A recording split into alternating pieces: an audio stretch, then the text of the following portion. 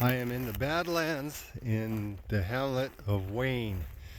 Used to be a bustling community of almost 3,000 people back in the day when they used to mine this area. Now there's a total of something like 29 people here. There's little acreages dotted along the place, and they don't all look as bad as this one here. Some of these are quite nice and quite quaint. Oh look, there's another garbage pile. And then this property here is for sale actually, but it's got a really old house on it. Over there is the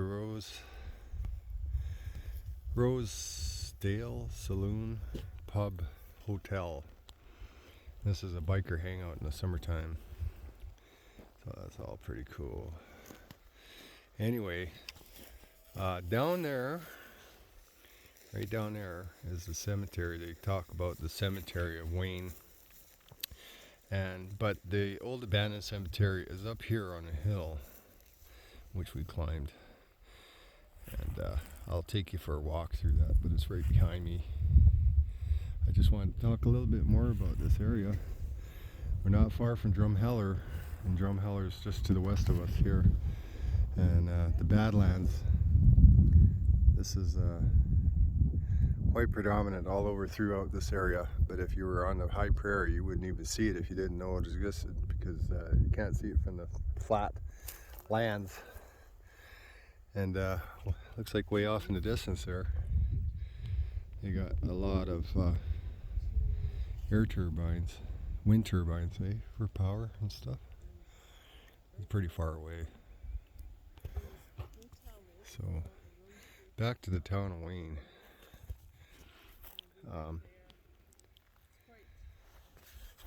We haven't gone past the hotel, so we're going to take a little drive up there and have a look around. There's a couple interesting areas, but if you wouldn't know it if you weren't told. But this whole area here is a frisbee golf course. There's something like, I don't know, 20 holes or 20 baskets. The baskets have been removed though, but the pipes are still sticking out of the ground. They're all numbered, and it's a climb up and down and everything. We're standing directly over the mine site that was out here, which would have been right below us. Now it is a private property, and many people perished here. The living conditions were horrendous.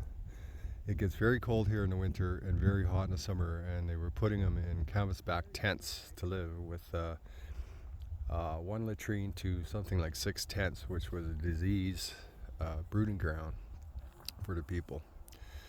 And they formed a union. They had to go with the communist way of things that were done elsewhere, where they had the unions for the mining, and they adopted that here. And after something like a 20-year battle and a civil war between the management and the miners, they finally were able to form a union. And so it went. The coal that was ever produced out of here is low-grade coal. It's good for heating homes, but not very good for industrial use.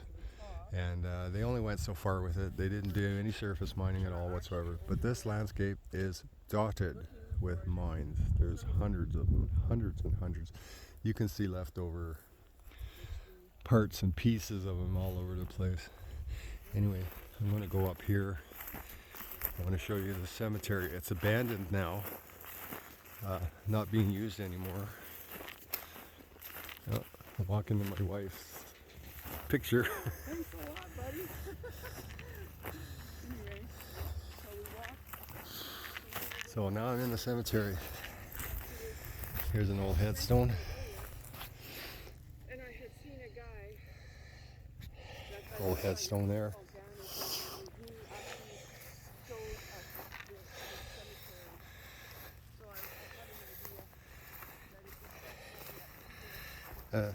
I don't know why they put it up here rather than down there. I imagine the whole thing was a real procession just to get the bodies up there. They might have had a method, but the cars were pretty crude. I don't know that they would have used a car to bring them up here.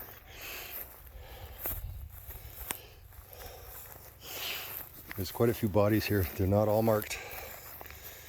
There's no plan, no schematics for any of it, but little markers, unannounced markers.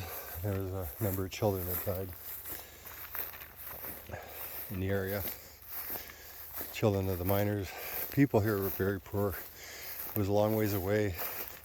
Automobiles were only for the rich.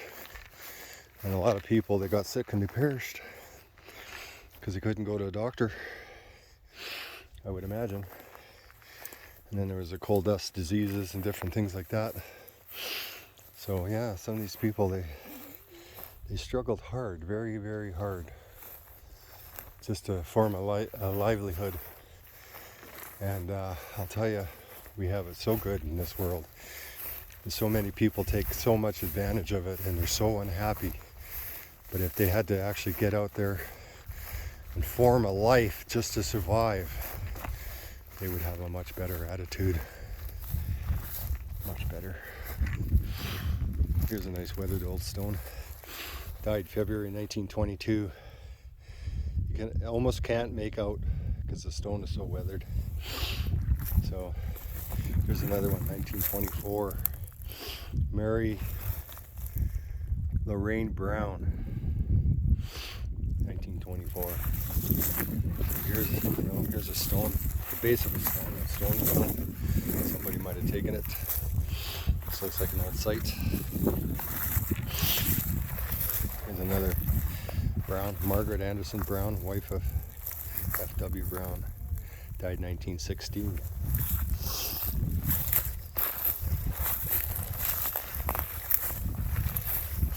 Here's another base of a monument. Yeah, pretty interesting here. Let's see if I can find anything else.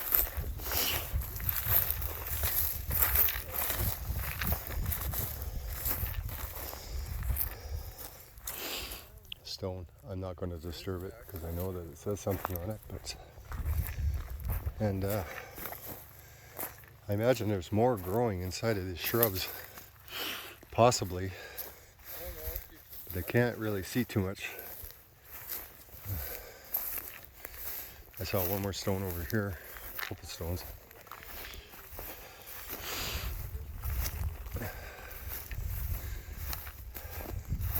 They're literally graves all over this area, but they're all unmarked, and this looks like it could be one. It's an indentation in the ground, looks to be about 6-7 feet. Here's another one, the remnants of a cross. It's also an indentation. Here's an indentation. Here's a stone in front of an indentation. Martini died in 1918, looks like.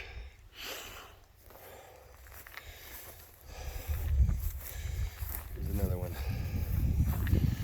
This one's really made out of sandstone. I can't read anything on it anymore. So yeah, that's the town of Wayne in county of the Badlands. So I'm signing off.